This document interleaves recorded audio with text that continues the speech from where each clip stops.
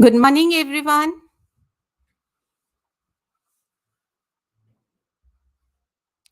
Yes, so can you please confirm once? Is my voice clear for all of you?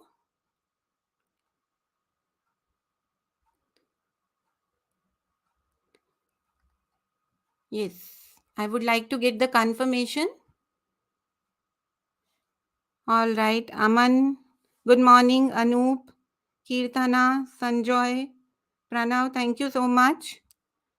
All right, so I hope the PPT is visible too.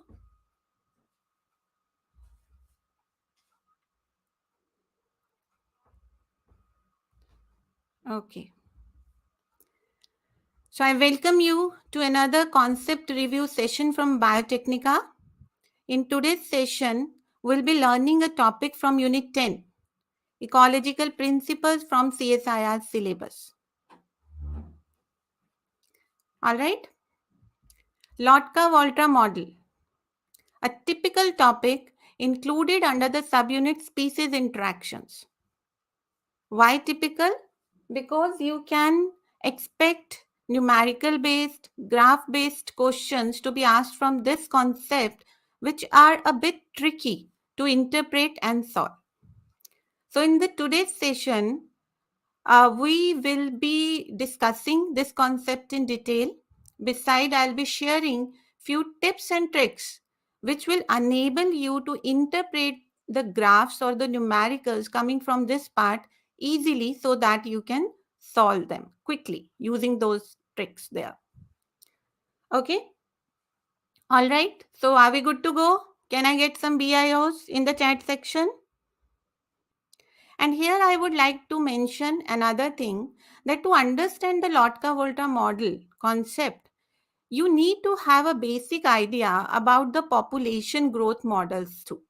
Okay. So before I explain Lotka-Volta model in detail, I would be briefing some details about these population growth models too. And anyways, it is an important topic in itself, from where you can expect the questions very often to come in the CSIR exam. Yes, can I get some BIOs?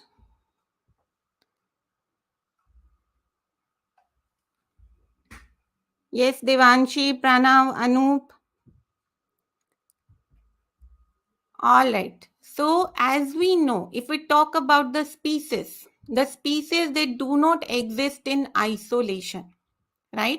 They show different kind of interactions with each other. Somewhere they may help, assist, or support the survival of the other individuals. Somewhere they may just exclude the other members from any habitat or even kill them.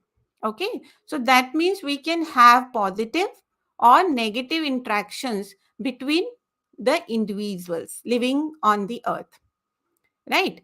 So you would definitely agree to this. Each one of us is competing with others. Am I right?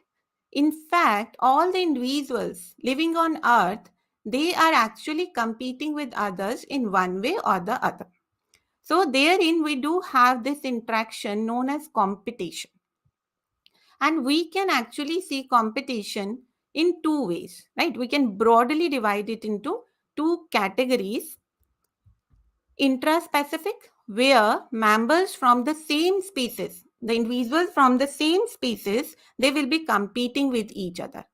Okay. And the other is the interspecific, where individuals from different species, they will compete with each other over some common resources.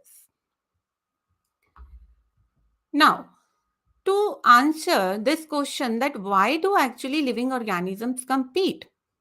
So the simplest answer is because of the limiting resource. What is limiting resource? Any resource whose availability will influence the growth, reproduction, and the survival of the living beings, right? And whose availability could be limited. Now, that could be food, nutrients, space, mates, or the nesting site. All right. And if these limiting resources, they are short in supply, that means demand is more, supply is less. So individuals, they will be competing with each other over these resources. Am I right? Yes. Okay. Now you might think that how do Lotka Volta model they get fixed into this competition? Why we are talking about this competition while learning Lotka Volta model? So actually, Lotka Volta model that was a mathematical expression which was developed to allow the ecologist to know the outcome of the competition between the species. Okay, so it actually attempts to account the influence of one species over the other in terms of the population growth. Okay, and in comparison to the competition that exists between the two members of the same species. Okay, so one species, no, which will be the better competitor, the stronger competitor, it will definitely negatively influence the other species by reducing the population size. Remember, competition, that is a negative interaction, right? So we use minus minus to represent the competition, this kind of interaction, because it is going to adversely affect the growth of the individuals which are competing with each other. Now, why Lotka Volta model is important? What is its significance? It is significant to know the outcome of the competition and thus to know the evolution of the species over the ecological time. That means which species is going to exist, which species is going to be excluded. Okay, if there is any possibility that species can coexist, what will be their relative abundance if they are going to coexist? What will be the distribution? So that means all in all, to know about the structuring of the community. Are we getting on this? Is it clear so far? Yes. Can I get some quick responses in the chats? I hope this was simple till here. So what is the conclusion? We are discussing about the competition, and competition is definitely going to affect the population dynamics of the species. I hope you all know what is population dynamics. Yes. What is population dynamics? This is the study to know that how and why the size and the structure of the population will change over time, and the factors which are important in relevance to the population dynamics are birth rate, death rate, immigration and emigration. Okay, Devanshi, thank you so much. Thank you so much. Pranav, Anup, Sanjoy. Okay. All right, now let's move ahead. So, like I had mentioned, that Lotka Volta model helps us to know that whether under any circumstances two species can coexist or they will be out competing over each other. That means one species will undergo extinction and only one species is going to stay. Okay. Now, why this model is known as Lotka Volta? Because it was given separately. That was a mathematical expression which was arrived separately by the American scientist Alfred Lotka and the Italian Vittorio Volterra. Right? So both of them, they derived this expression separately to describe the outcome of the competition between the two species which are competing for some common resources. All right. Now, both of them, they used logistic population growth model. Right. Now, here you must understand that how we can define the population growth, right? Because we'll be talking about these growth models now. So population growth is the addition or the deletion, right, of the individuals in the population. Means how the population growth is getting affected, whether it is positive or it is negative. Now this is affected by birth rate, right, death rate, emigration and immigration. Do you know the population where the emigration and the immigration happen, those are known as the open populations. Whereas if the influence of the emigration or the immigration is very less, right? It is not affecting the population growth significantly. So that population is known as closed population. Now, while learning the exponential or the logistic growth, we will be emphasizing on only two parameters related to the demographic processes, and those are birth rate and death rate. Okay, so that means we'll not be taking into account the emigration and the immigration for now.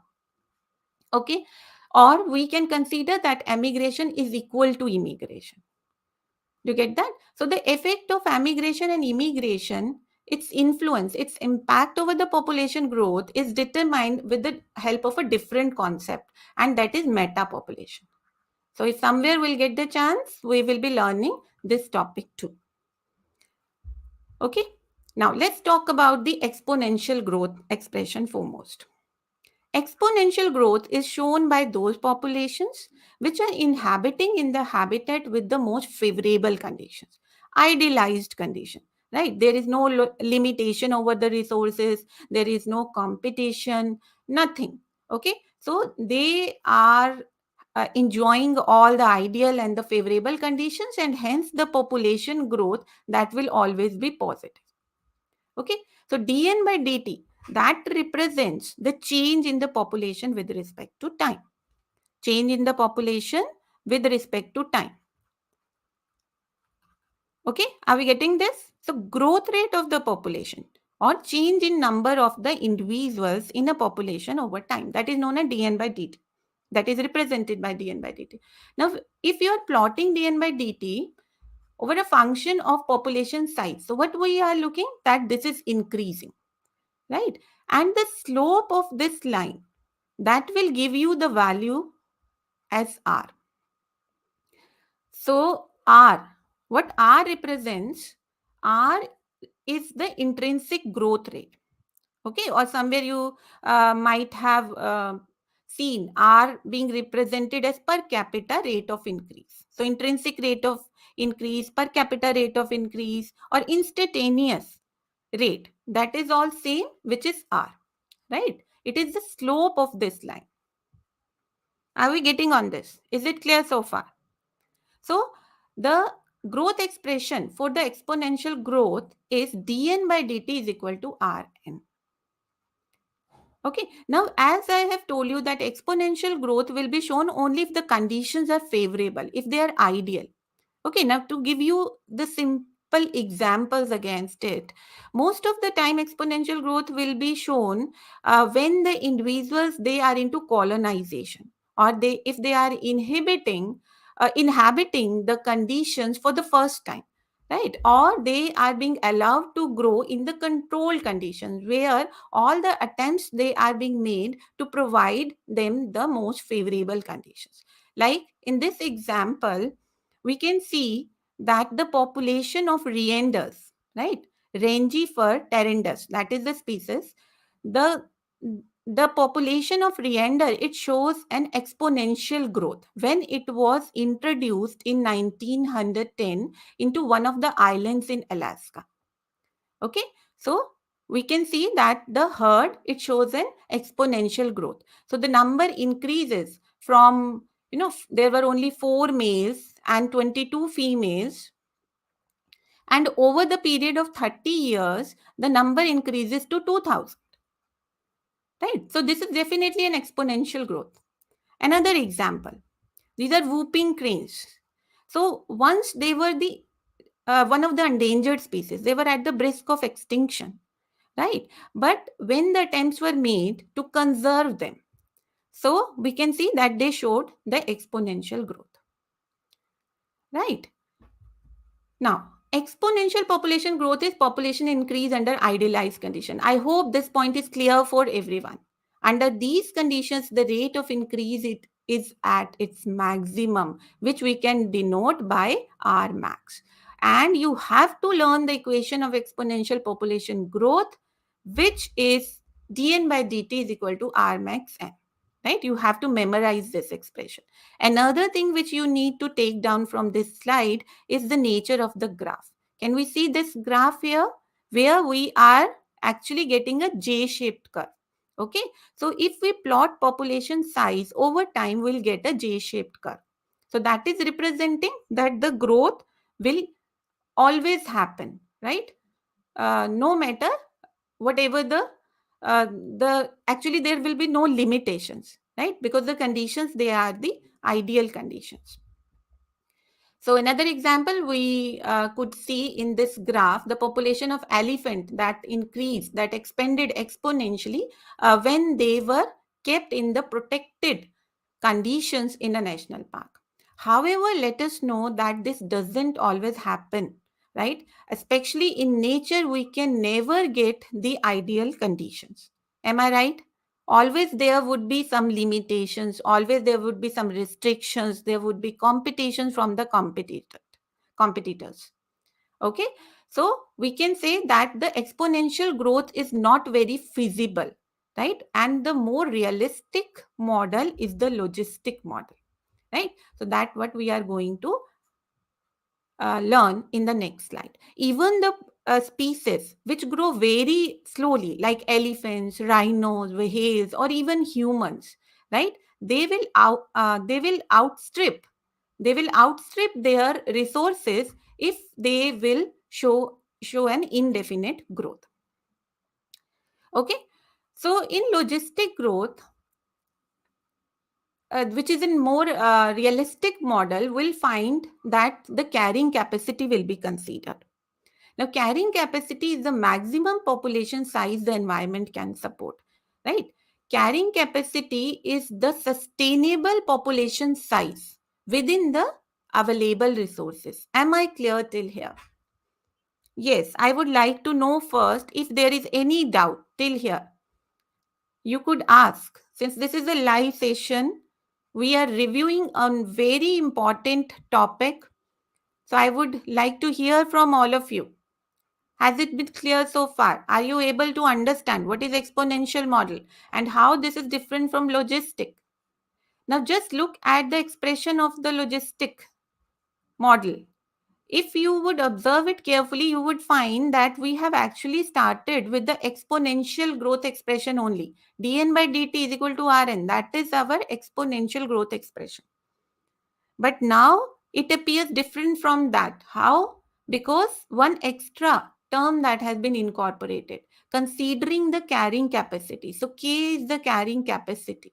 So I have told you what is K. K is the maximum population size the environment can support, right? Within whatever resources are available.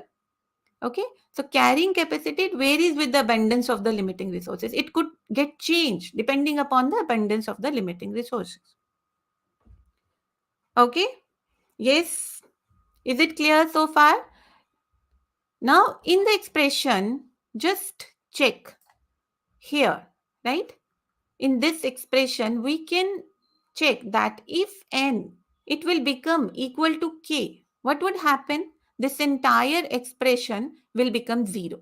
Okay? Because n, if it will approach to k, n is what? N is the population size. If it will approach to k, k is what? K is the carrying capacity. Okay? So if n will approach to k, this will become 0. Right? So that means our dn by dt, that will become 0.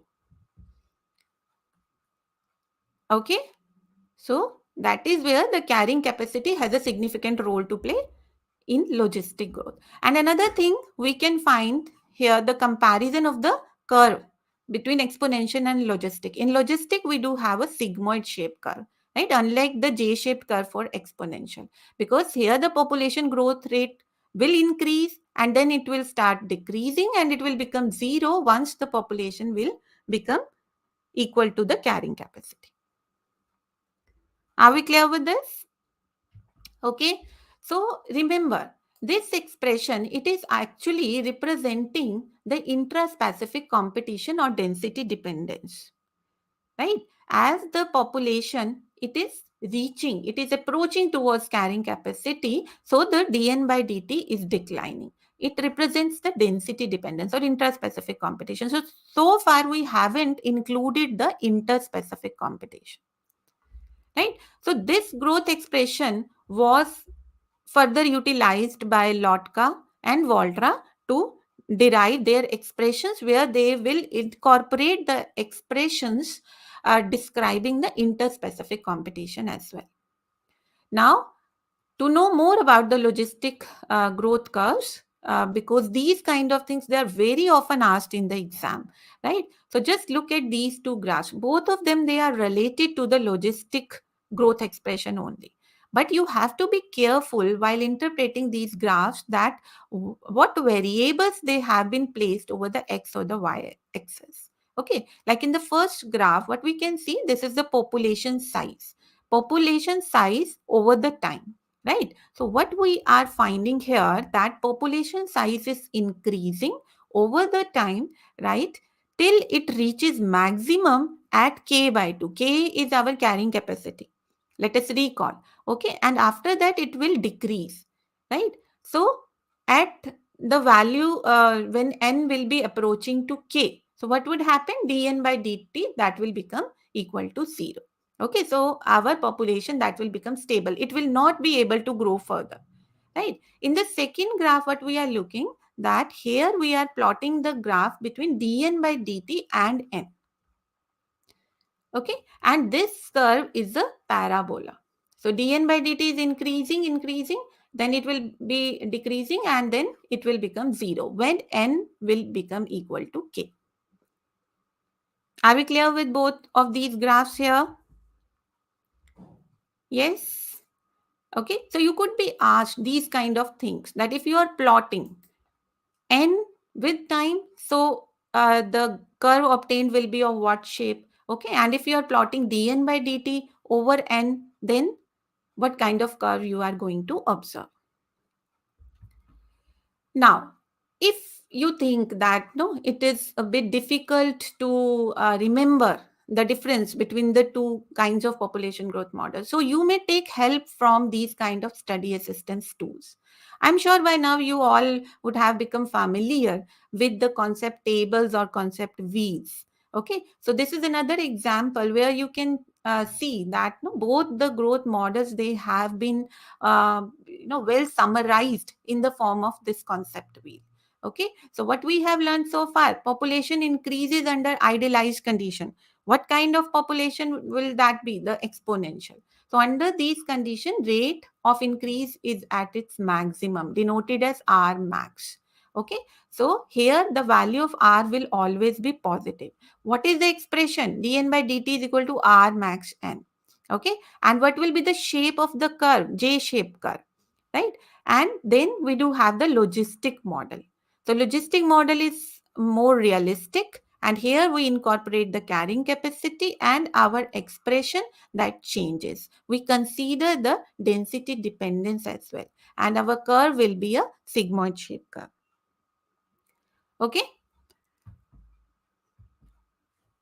so just a reminder, if you think that these study assistance tools can help you, if you think that you need more guidance, right kind of guidance, and the appropriate study assistance tools and other things, okay, so don't forget to get more information over the Shaurya batch, right? Because on now limited seats they are left, where you can get rapid, advanced, intelligently delivered classes by CSIR NET GATE experts, right? Interactive online classes, 24/7 doubt solving via chat, right? The study material and many other things, all the backups for all the recorded sessions and all.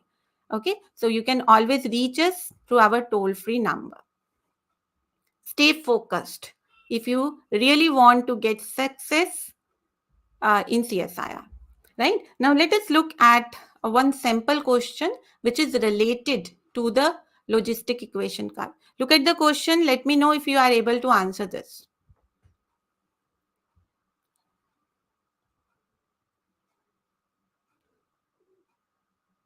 Yes. As n approaches k for a certain population, which of the following is predicted by the logistic equation? Yes. Can I get the answer quickly? We have a lot more to learn. So far, we had revised the two population growth models. So I expect everyone to answer this.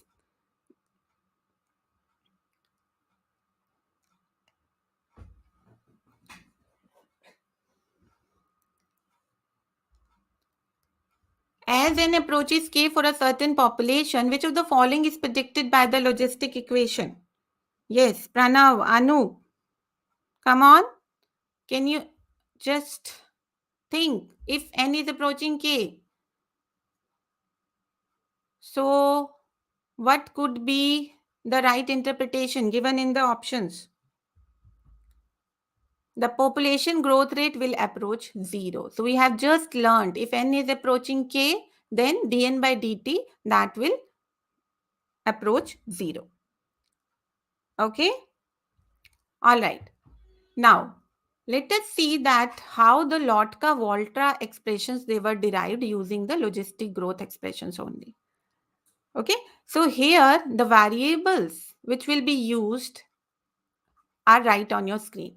N1 that represents the population size of species 1, N2 for 2, R1 is the intrinsic growth rate of species 1 and R2 that is the intrinsic growth rate of species 2. K1 and K2 they define the carrying capacities of the two species respectively. All right. Now,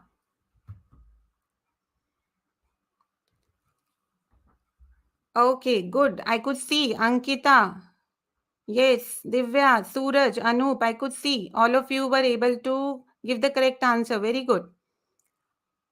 All right. Mukti Meer, you have asked what is the difference between logistic and exponential. I hope now this is clear. Would you like me to repeat this once again? Carrying capacity, video zone. Is it clear now?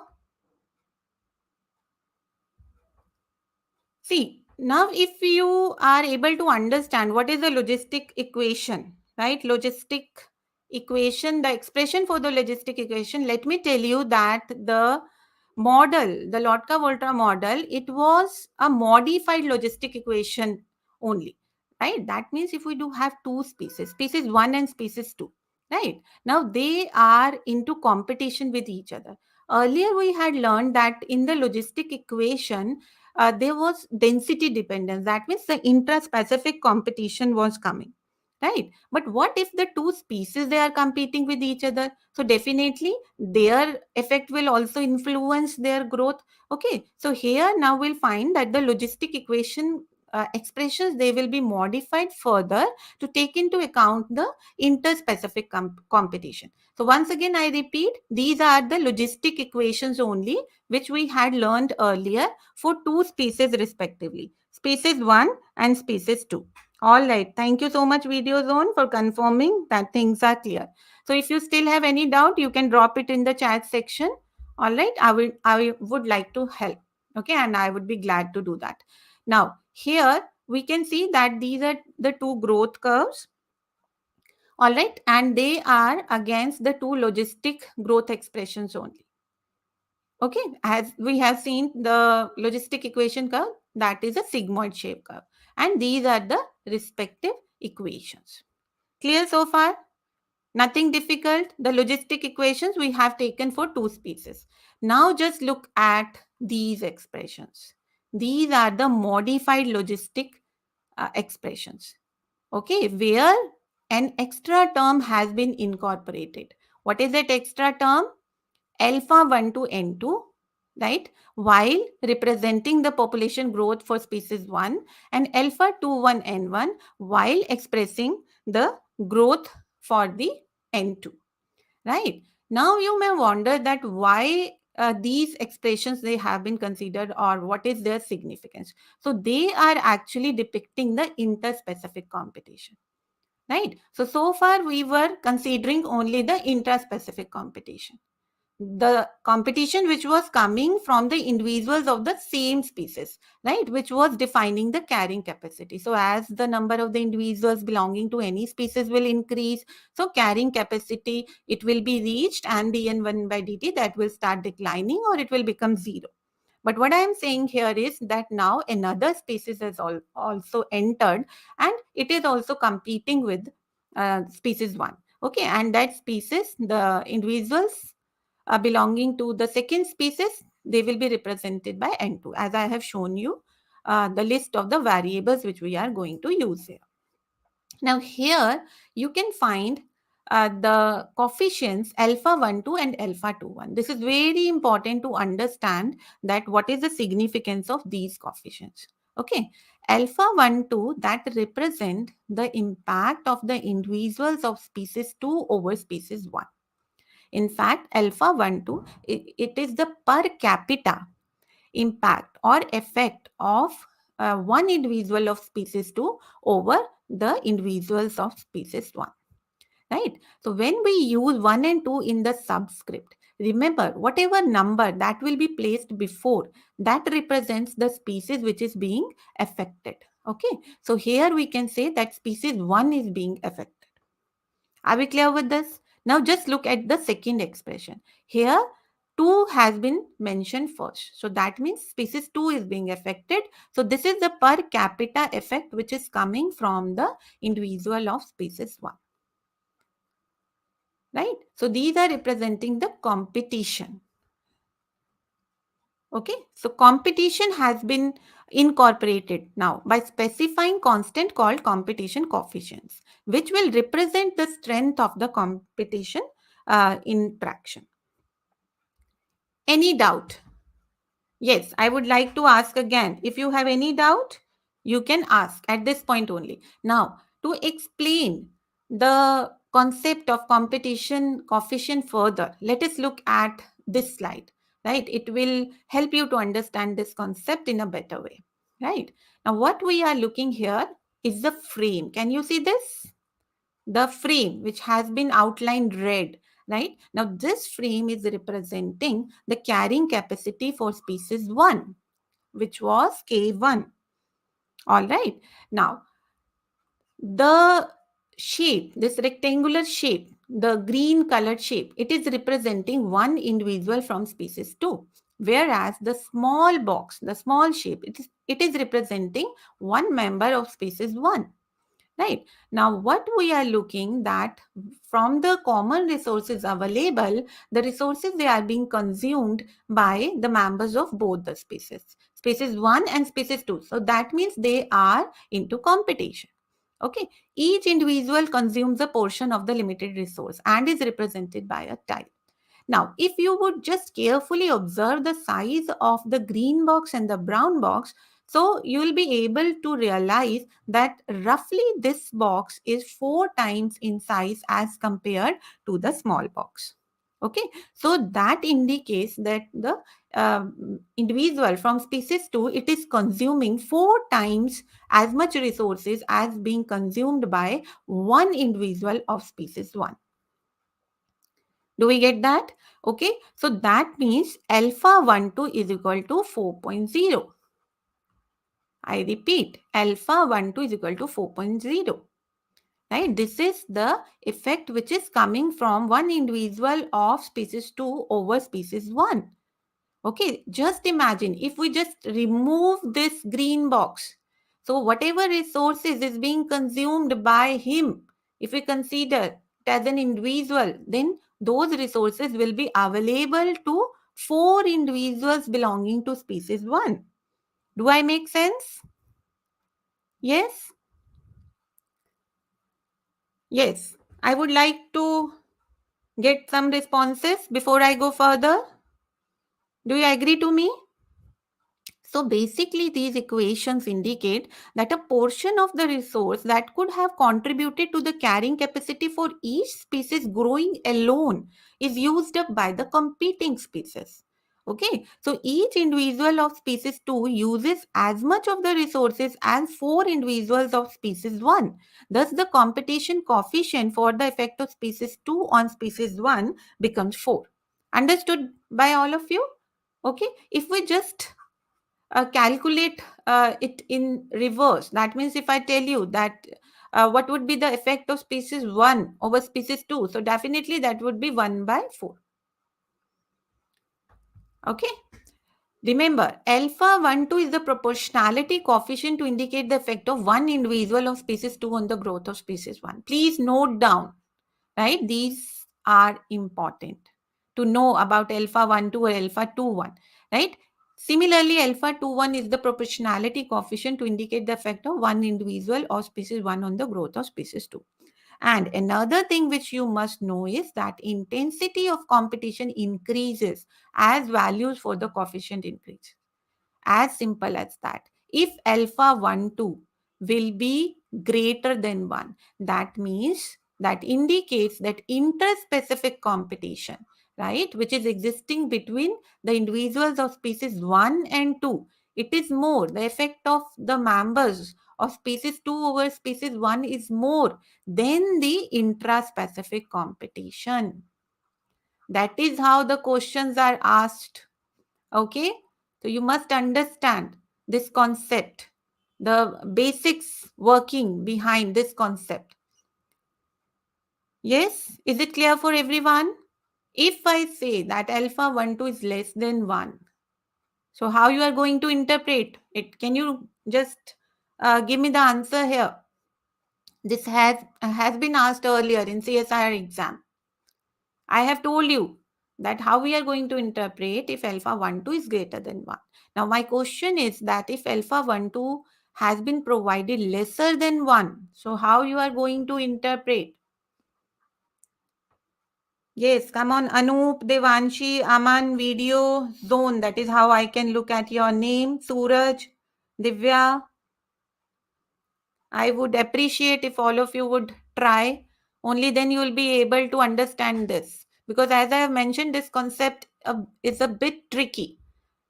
Okay, but believe me, if you just understand the principle working behind it, it won't take long to solve the question in the exam. Let it be a part B question or a part C question. Less intensity of competition, that what Divya has mentioned. Which type of competition? You have to specify that, intra or inter. Do you get me? Like I have told you, if alpha 1 2 is more than 1, interspecific competition is more than intra. Now I am saying alpha 1 2 is lesser than 1. Yeah, no. Yes, good. So alpha 1 2 less than 1, it actually indicates that the intra-specific competition which will be there between the individuals of species 1. See, they will also be competing with each other. That is why we had talked about density dependence, right? Remember, as n was approaching k, dn by dt was decreasing and then it became 0. Okay, so this was all intraspecific competition. Now we are learning the influence of the intraspecific competition.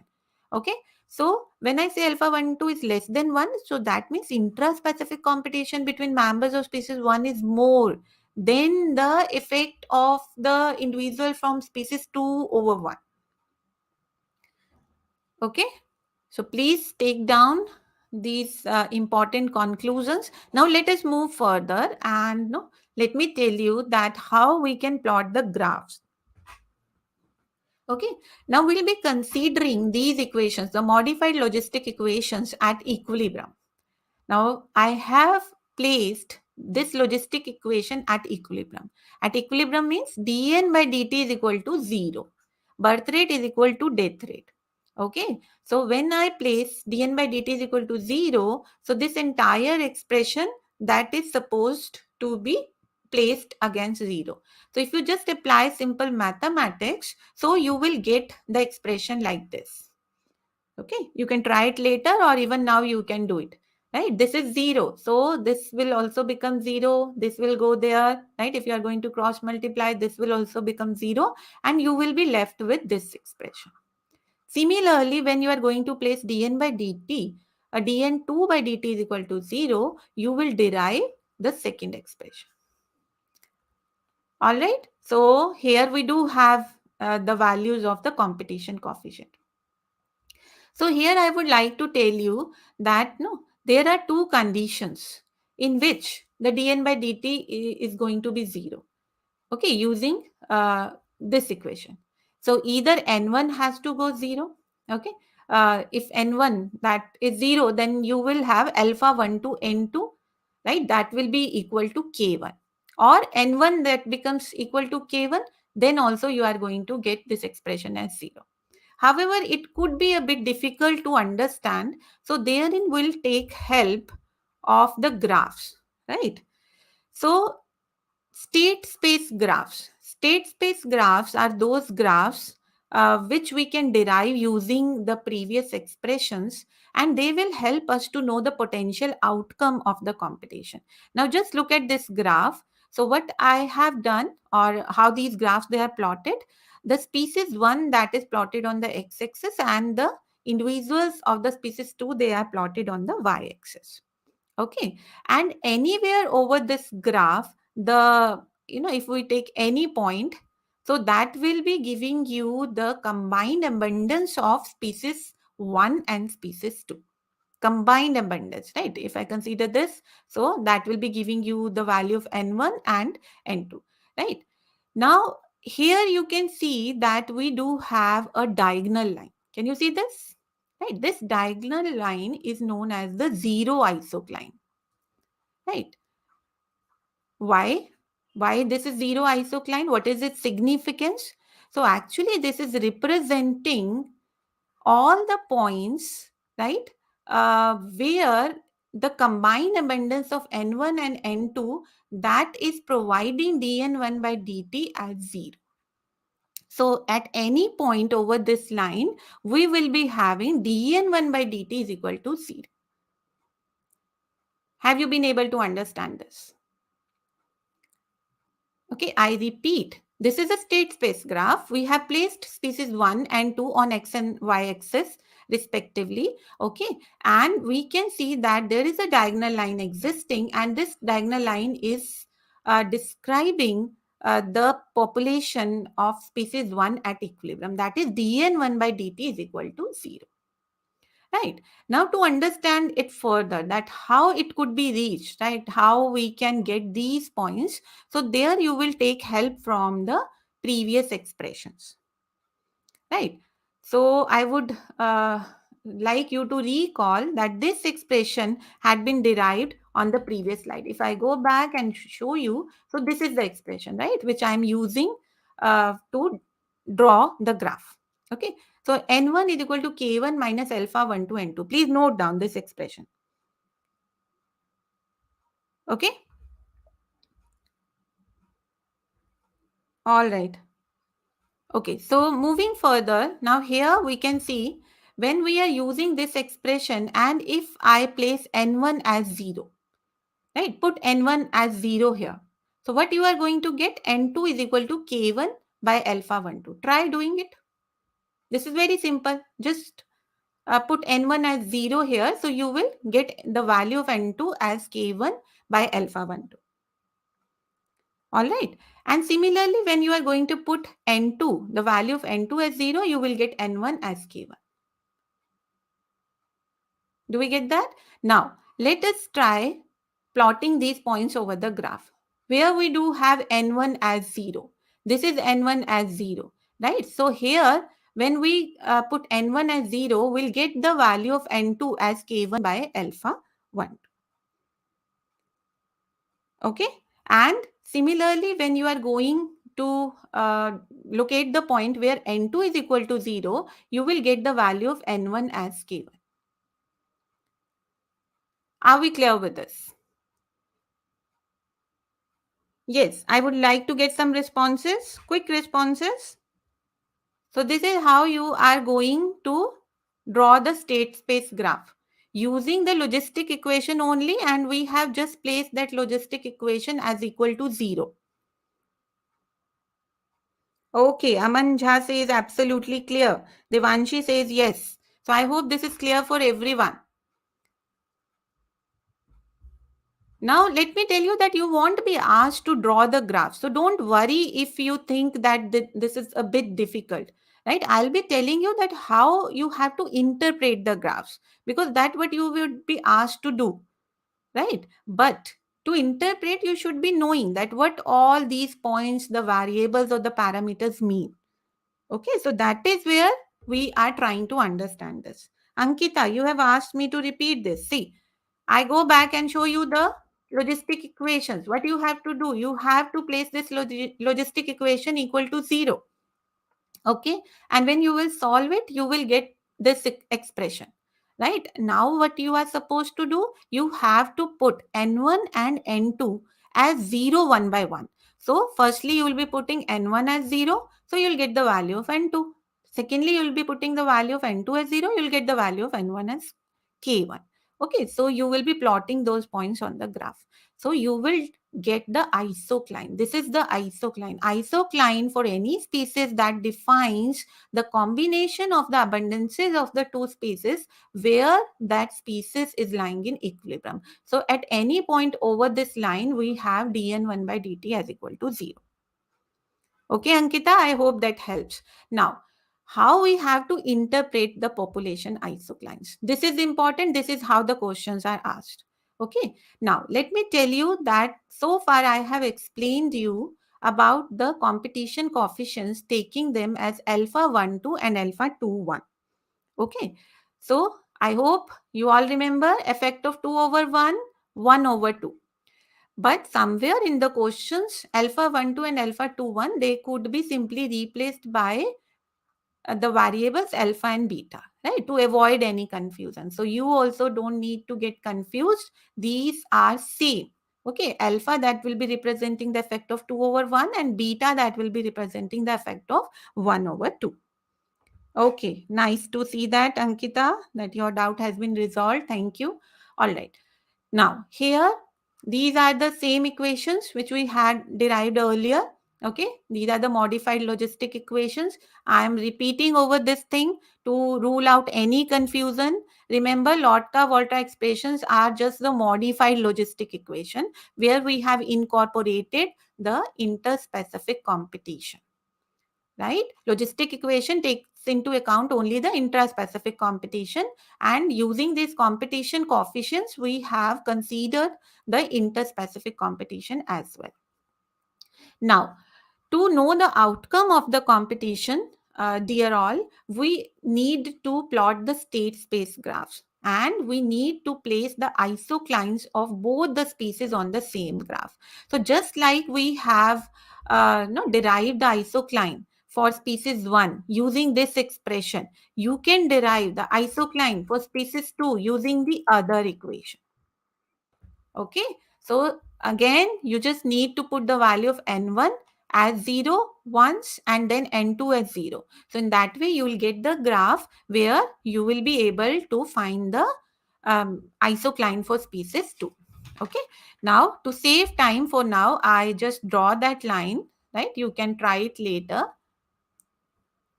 So you will get the isocline of species 2 like this. This will be K2 by alpha 2, 1. Right? So at any point over this isocline, we'll be having dn2 by dt is equal to 0. Now, to know the outcome of the competition, like I said, we draw both the isoclines on the same graph. That is how the questions are asked. Okay, so that's what we need to learn while knowing that how to interpret the population isoclines.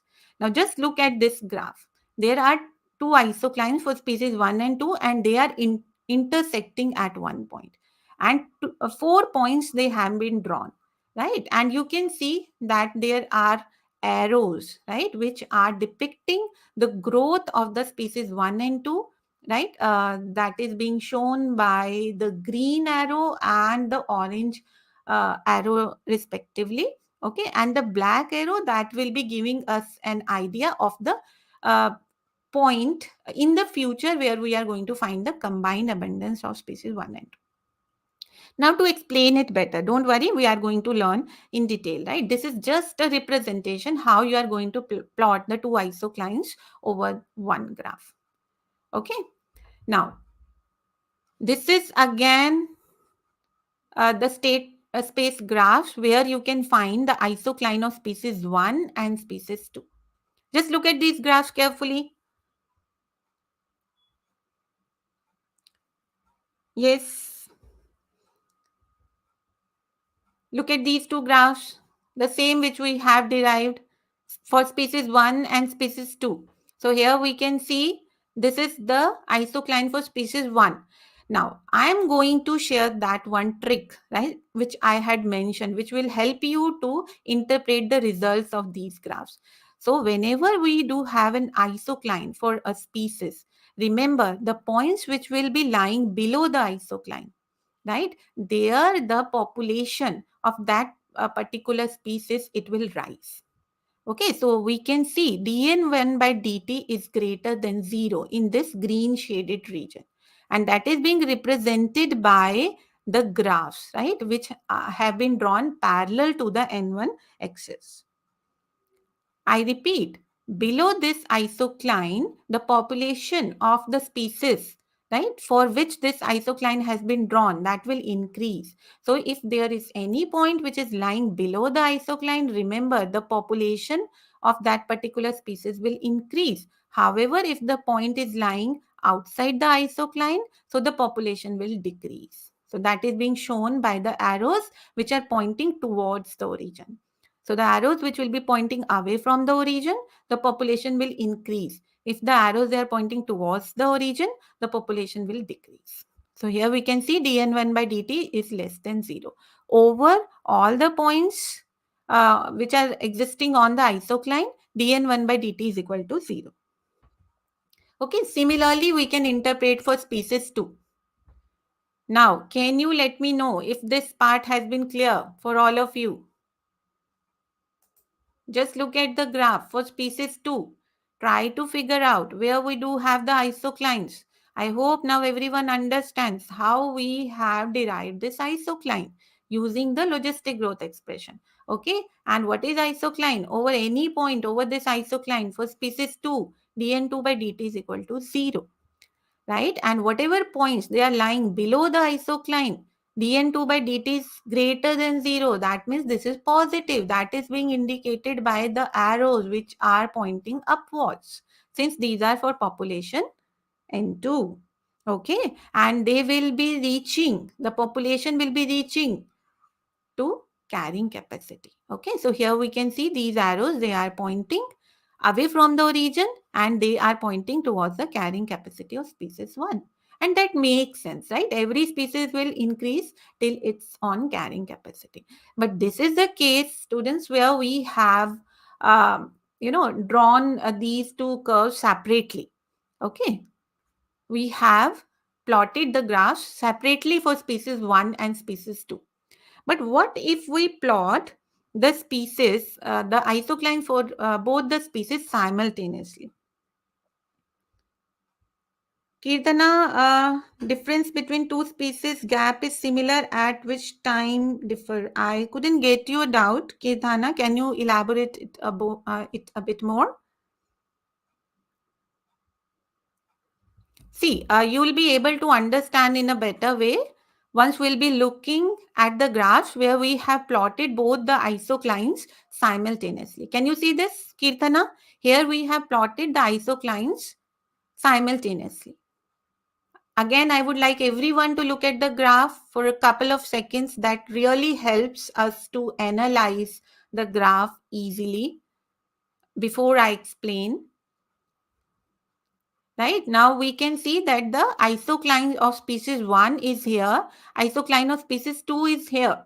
Now if I tell you to interpret this graph and tell me at what point one species will be existing, or if it won't be existing, or if both the species will be existing, how we can conclude with the interpretations. Okay, so once again let us look at this portion, right, the orange shaded region, right?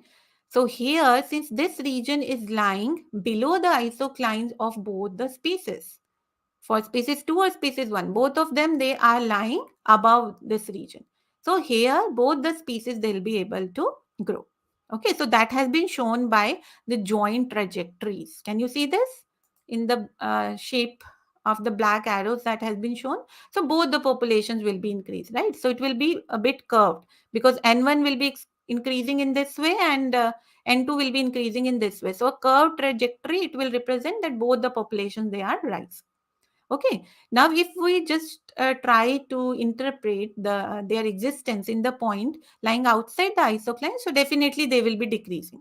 Remember the trick that we'll be considering as our thumb rule. Whatever points they are lying outside the isoclines, the populations will not grow. Okay, now if I tell you to look in the region which is lying in between these two isoclines, right? Okay, so how we are going to interpret it? This region is lying below the isocline of species 1 but above or outside the isocline of species 2. So species 1 will win here. Am I right? Species 1 will only grow. For this, I go back and tell you that whatever points they are lying below the isocline of species 1 grows there. Okay, so this we can just correlate with this portion, right, which is lying in between these two isoclines. So the population of species 1 will grow and it will grow towards carrying capacity. Are we clear with this? Okay, now just look at the other condition. Again, we are drawing both the isoclines together. Okay, however, here the isocline of species 2 is lying above, whereas the isocline of species 1 is lying below. So, once again, in this region, both the populations will grow. In this region, neither of the population will be able to grow. But in the region lying between the two isoclines, yes, what would be the interpretation? Kirtana, is it clear now? Okay, glad to see that. So that what I was saying, looking at these graphs will help you, right? And to rule out any doubts related to finding the pattern in which the two species will grow. Whether one of the species will be able to grow, whether it will be, getting excluded, whether both the species will coexist, right? How the outcome will be. Yes, please quickly tell me whether this is clear for everyone. Why it has been mentioned species 2 will win. You'll get the question in this way, students, and see how easy it is to interpret it. Okay? Just use your thumb rule. Yes, there is an explanation which works behind that thumb rule. Okay, but that might be complicated. That might appear a little complicated to understand. That is why I'm sharing that trick. Okay, because the explanation is here, we can see that K1 is less than K2 by beta. And remember, K2 by beta, that is actually N1, right? Which is equal to the carrying capacity of K2. So if we can see that no K2 by beta is greater than K1, right? So that means the species 1 will never be able to exceed its population to reach the carrying capacity of N2. The concept is actually that. Okay, but like I said, that could be a little complicated to understand. So it is easier to use this trick which I have shared here. I hope that will help. Everyone understood? Okay. How we are going to interpret the second graph?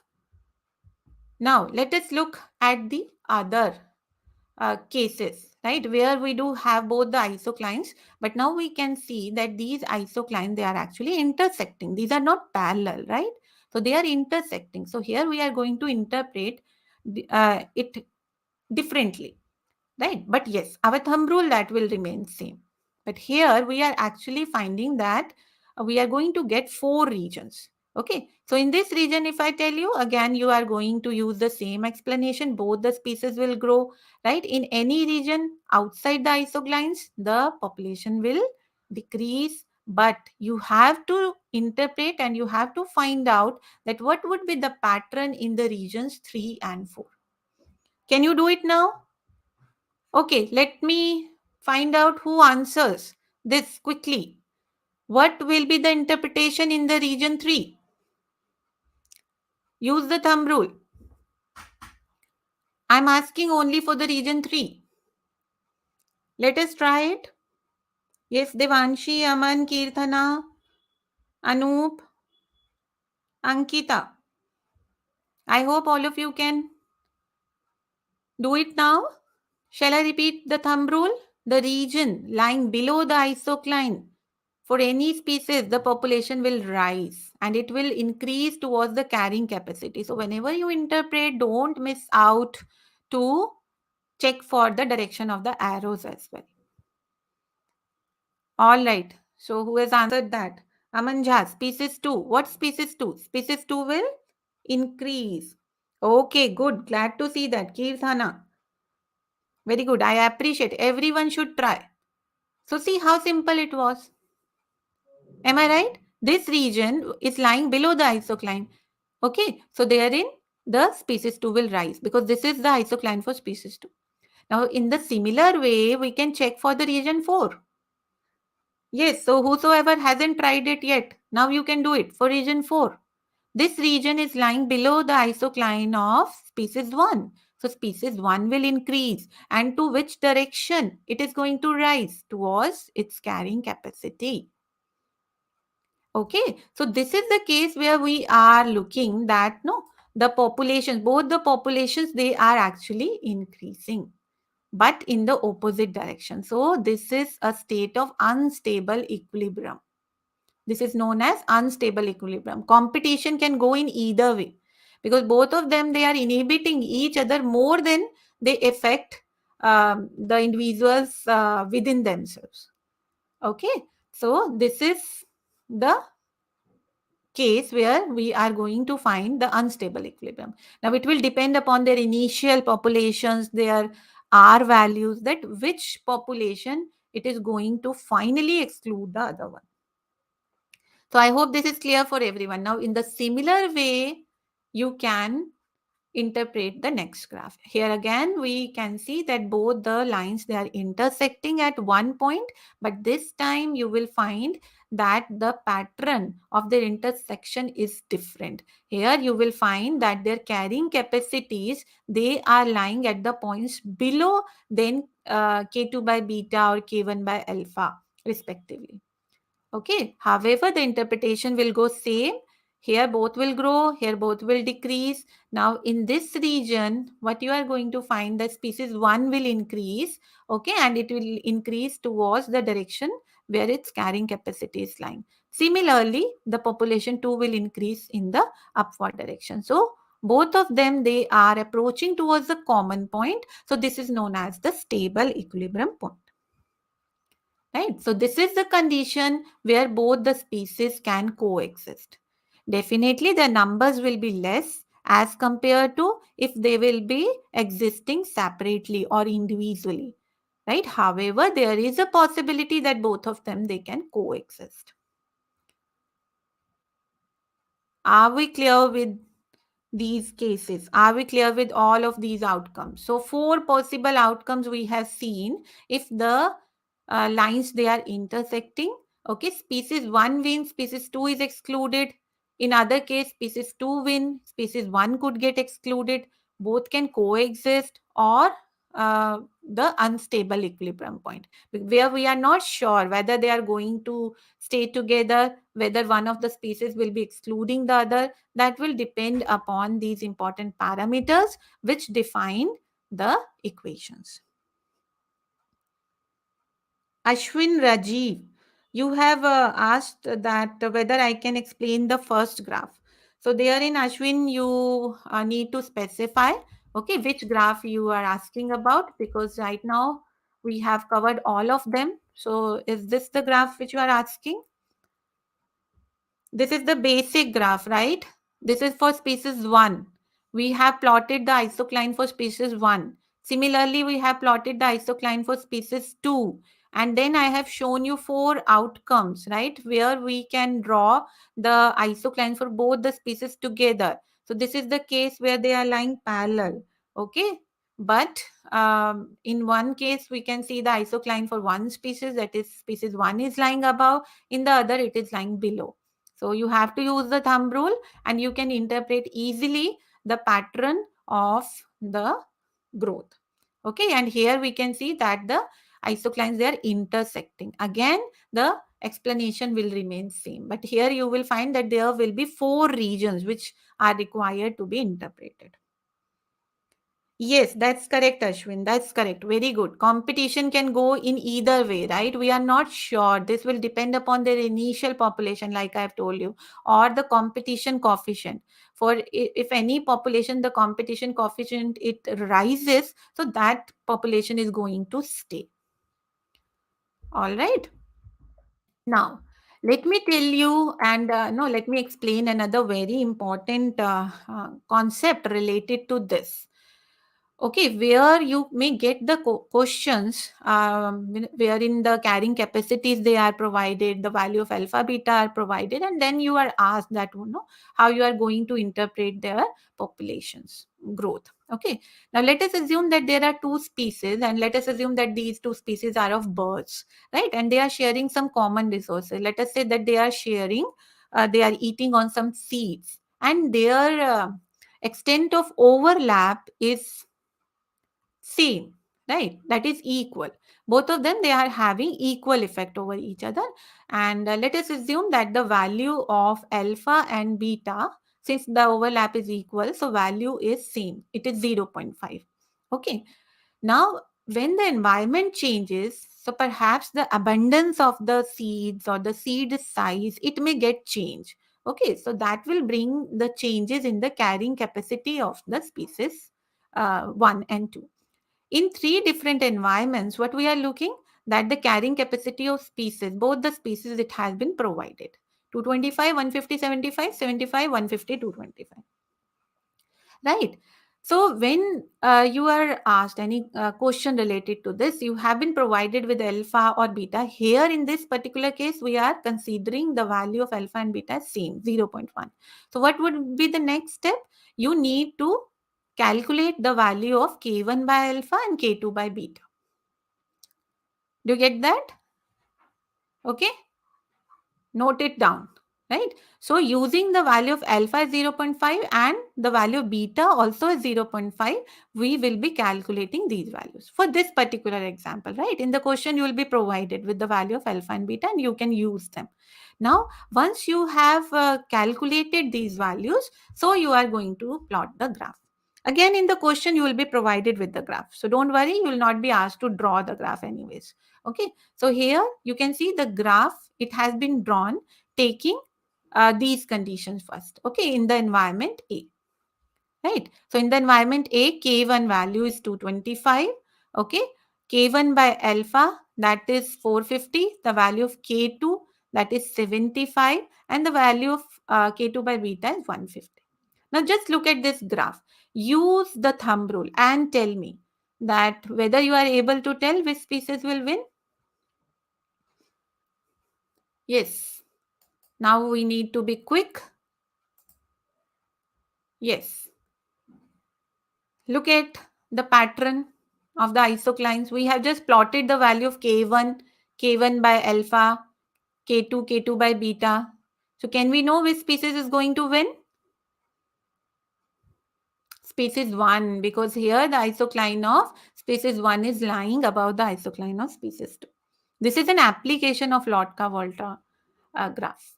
Right? So that is how the Lotka Volta graphs, they help to know within different carrying capacity, even with the different changing environment, we can actually interpret that what will be the pattern, right? What will be the outcome of the competition. Okay. Similarly, if you are going to plot these values, right? So you will get the two isoclines intersecting.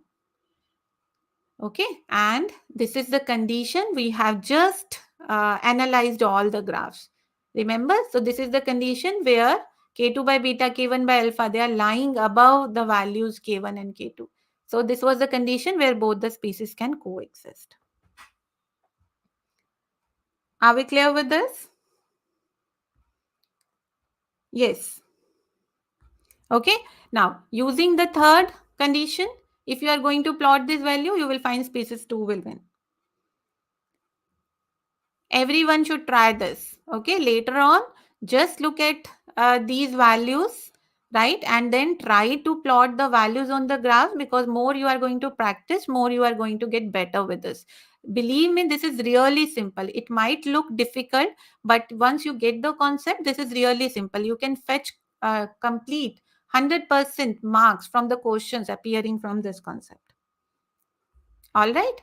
So this is again an example of concept wheel, right? Which will give you the entire information. Here we can see that all the equations, they have been summarized related to the Lotka-Volta model, right? So always take assistance from these kind of tools. You can design them yourselves as well. But whatever it is, please try to summarize the concepts in these concise form, right? Which are more colorful, which are more appealing, which will definitely increase your retention abilities. Okay. Now let us quickly solve a question, a sample question based on this. If you have understood the concept, I'm sure you are going to answer it quickly. See, this question looks difficult, right? Looking at the question, it appears that, oh God, this is really, really difficult, but actually it is not, right? So these are the equations which we have just learned. Now, here it has been provided that no, if n represent population size, r growth, k carrying capacity, interspecific competition coefficient alpha 1 to less than 1 will mean, see, I have told you, right, how we can interpret the outcomes by knowing the value of alpha, competition coefficients, alpha, beta, whatever it is. So here it has been provided that alpha 1, 2 is less than 1. So can you tell me that what will be the answer?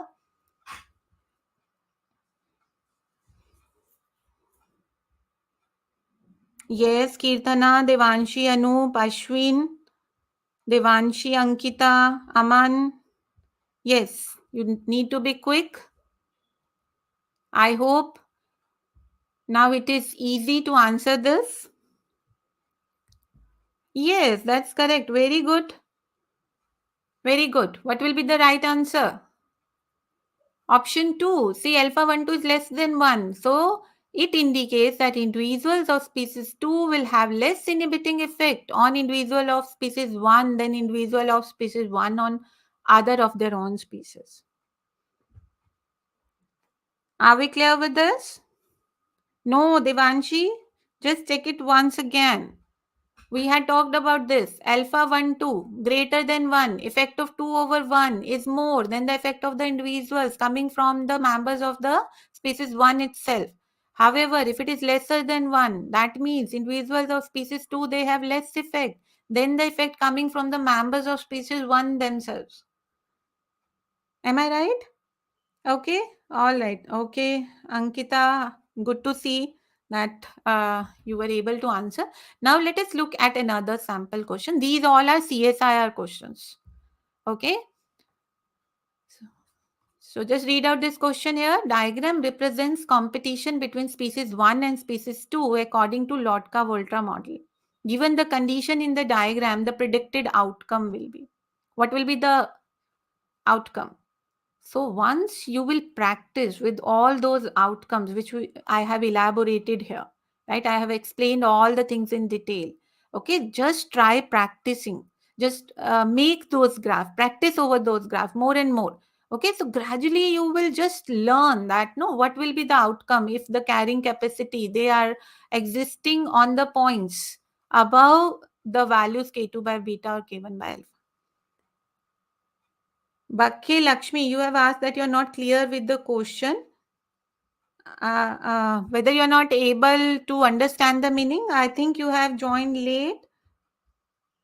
What it is, can you just elaborate, Lakshmi? I would be glad to help you. For this, you need to know the concept thoroughly. Okay? Only then. This question is really easy, but like I said, you need to know the concept thoroughly. Yes. So the others, can you please answer? Yes. What will be the right answer?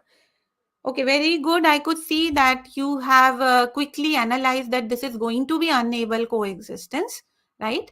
And the option 1 is the right answer. Okay, unable coexistence. Why? Because K1 is more than K2 by beta, and K2 is more than K1 by alpha.